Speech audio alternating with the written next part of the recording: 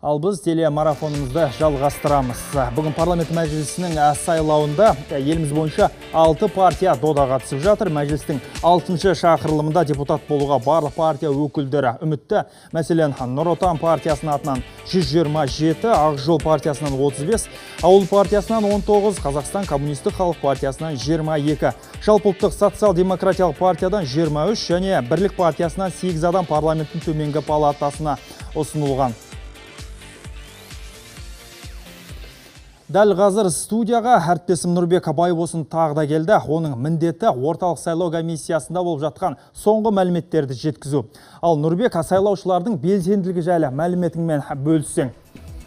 Нұрбек, сөз тізгіні өзіңде. Рахмет, Ғани. Менде тың жаңалықтар бар, яғни жаңа ақпараттар. Сайлаушылардың белсенділігі бойынша Алматы облысы алда. 92,167% сайлаушылар дауыс берген.